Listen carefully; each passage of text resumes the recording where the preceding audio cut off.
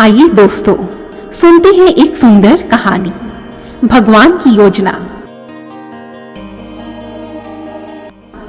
किसी कस्बे की एक पुरानी सी इमारत में एक वैद्य जी रहते थे। इमारत के पिछले हिस्से में वैद्य जी का घर था और अगले हिस्से में उनका दवाखाना था। वैद्य जी बहुत ही भले और सज्जन आदमी थे।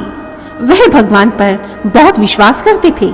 सुबह शीघ्र उठकर वह ईश्वर का नाम लेते और फिर दवाखाने में जाकर बैठते थे।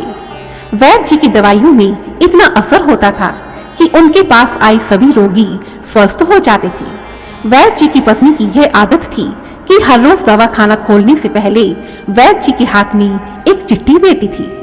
उस चिट्ठी में उस दिन के लिए घर के आवश्यक सामान की एक सूची लिखी होती थी।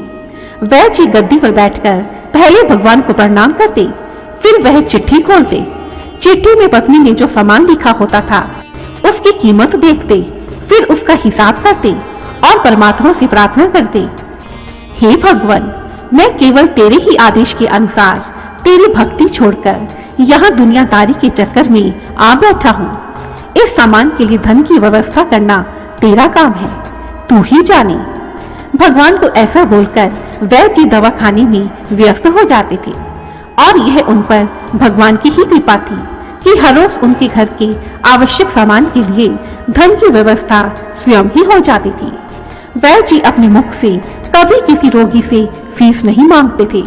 कोई फीस देता था तो कोई नहीं देता था, लेकिन हाँ, एक बात निश्चित थी कि जो ही उस दिन के लिए आवश्यक सामान खरीदने योग्य पैसे पूरे हो जाते थे, उसके बाद वैद्य जी किसी से भी दवा के पैसे नहीं लेते थे, चाहे रोगी कितना ही धनवान क्यों न हो।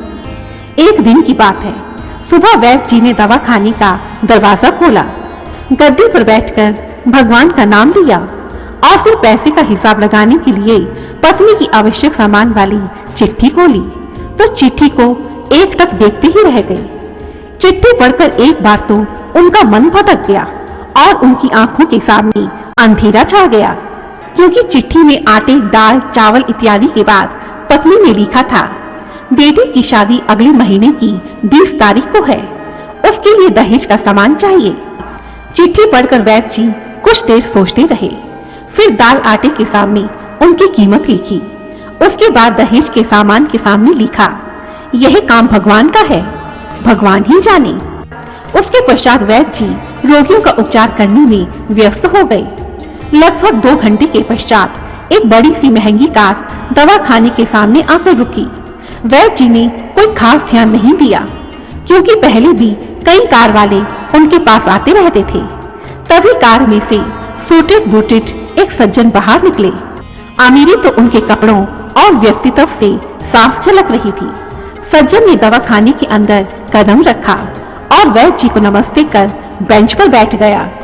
वैद्य जी ने सज्जन से कहा, यदि आपको अपने लिए दवाई लेनी है तो इधर स्टूल पर आए, ताकि मैं आपकी नाड़ी देख सकूं। अब सज्जन बड़ी शालीनता से बोले, वैद्य जी, शायद आपने मुझे नहीं पहचाना। मेरा नाम कृष्ण लाल है, लेकिन आप मुझे पहचान भी कैसे सकते हैं, क्योंकि मैं पूरे 15 साल के बाद आपके दवाखाने पर आया हूँ। चलिए, मैं आपको पिछली मुलाकात की सारी कहानी सुनाता हूँ, तब शायद आपको सब याद आ जाए। सुनो वैद्य जी, यह घटना आज से लगभग 15 वर्ष पहले की है। मैं कार से अपने पैतृक गांव जा रहा था। रास्ते में आपका दवाखाना आया और तभी अचानक ठीक आपके दवाखाने के सामने मेरी कार चलते चलते रुक गई। वह कार आपके दरवाजे के सामने क्यों रुकी थी? उसके पीछे भगवान की बहुत बड़ी योजना छिपी हुई थी। वास्तव में भगवान मेरा घर आबाद करना चाहते थे, मेरी झोली खुशियों से भरना चाहते थे। इसलिए उस दिन भगवान ने ठीक आपके घर के सामने मुझे रोक दिया। ड्राइवर ने देखा कि कार के पिछले टायर का पंचर हो चुका था। ड्राइवर कार का पहिया उतारकर पंचर लगवाने चला गया और मैं वहीं एक पेड़ के पास खड़ा हो गया। ठीक उसी समय आपकी नजर मुझ पर पड़ी और जब आपने देखा कि इतनी धूप में मैं बाहर खड़ा था, तो आप मेरे पास आए और बहुत प्रेम से मुझे दवाखाने के अंदर चलने के लिए कहा। मैं दवाखाने के अंदर आया और एक स्टूल पर बैठ गया। आपने पीने के लिए मुझे ठंडा पानी दिया। एक छोटी सी बच्ची भी आपकी मेज के पास खड़ी थी। वह बार बार बोल रही थी, चलो ना बाबा, घर चलो, बहुत भूख लगी है। लेकिन आपने बच्ची से कहा, चलते हैं बेटा, थोड़ा धीरज रखो। उधर ड्राइवर ने भी आने में बहुत देर लगाती थी। आप इतनी देर से मेरे पास बैठे थे और मेरे ही कारण आप खाना खाने भी घर नहीं जा रहे थे। ऐसे में मैंने सोचा कि मुझे आपसे कोई दवाई खरीद लेनी चाहिए ताकि आप मेरे बैठने का भार महसूस ना कर सके। तब मैंने कहा, वैद्य जी, मैं पिछले 5-6 साल से इंग्लैंड में रहकर कारोबार कर रहा हूँ।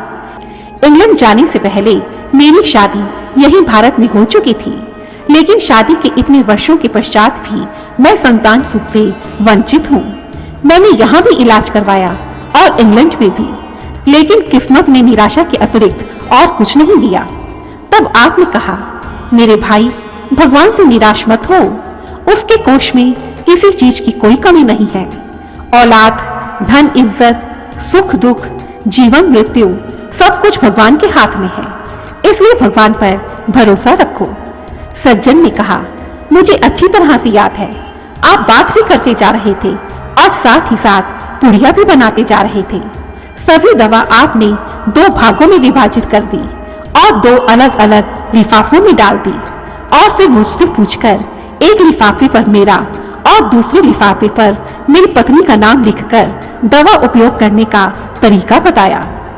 मैंने आपसे वह पुड़िया ले ली क्योंकि मैं आपको कुछ पैसे देना चाहता था, लेकिन जब दवा लेने के पश्चात मैं आपको पैसे देने लगा तो आपने कहा, अरे रहने दो, मेरे आज का खाता बंद हो चुका है। मैंने कहा, मुझे आपकी यह बात समझ में नहीं आई। इसी दौरान वहाँ एक और आदमी दवा लेने आया। उसने हमारी चर्चा सुनकर बताया कि खाता बंद होने का मतलब यह है कि आज के घरेलू खर्च के लिए जितनी राशि वैद्य जी ने भगवान से मांगी थी वह भगवान ने उन्हें दे दी है और इससे अधिक पैसे वह नहीं लेते। यह सुनकर मैं कुछ हैरान हुआ और लज्जित भी। मैं सोचने लगा, मैं इतना धन होने पर भी धन के पीछे भाग रहा हूँ और एक यह है जो कुछ ना होने पर भी इतने संतोषी है। अगले दिन जब मैं घर पहुंचा तो मैंने पत्नी को दवाई की पुड़िया दी और वैद्य जी की सारी बात बताई तो वह बोली, वैद्य जी इंसान नहीं बल्कि इंसान के रूप में देवता हैं और उनकी दी हुई दवा हमारे मन की मुराद अवश्य पूरी करेगी। और आज आपकी दवाई के कारण ही मेरी 2 संतानें हैं। हम दोनों पति पत्नी आपका यह उपकार कभी नहीं भूलेंगे। इतने वर्षों तक इंग्लैंड में ही कारोबार में बहुत व्यस्त रहा। इतने वर्षों के बाद भारत आया हूँ और कार केवल यही रोकी है। वैद्य जी, हमारा पूरा परिवार इंग्लैंड में सेटल हो चुका है।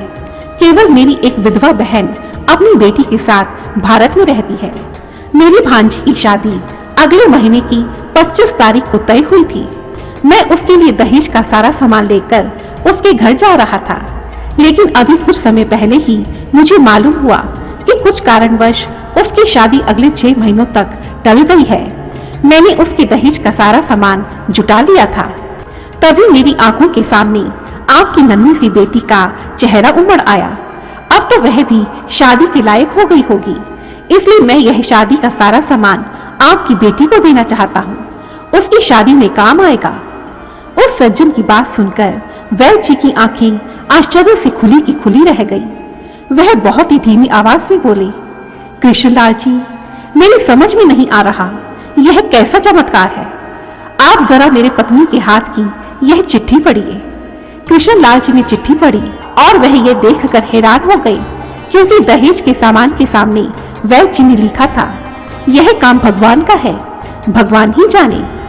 वैद्य जी बोले, कृष्णलाल जी, विश्वास कीजिए, आज तक ऐसा कभी नहीं हुआ कि पत्नी ने चिट्ठी में आवश्यकता लिखी हो और भगवान ने उस दिन उसकी व्यवस्था ना की हो। आपकी बातें सुनकर तो ऐसा लगता है कि आज दहेज का सामान देने के लिए भी भगवान की ही योजना थी। हाँ, भगवान ने योजना बनाई और आपकी भांजी की शादी आगे टल गई और आप दहेज का सामान लेकर यहाँ आ गए। वाह रे वाह भगवान, तेरी लीला अपरंपार है। तेरी योजना तो सबसे अच्छी योजना है। ऐसा कहते कहते वैद्य जी फूट फूट कर रोने लगे। और कृष्णलाल जी जो ये सारी घटना सुनकर आश्चर्यचकित रह गए, वह भी आंखों में आंसू लिए ऊपर आसमान की तरफ देखकर बोले, सचमुच भगवान, तेरी लीला तो अपरंपार है और तेरी योजना तो सचमुच सर्वश्रेष्ठ योजना है। धन्यवाद।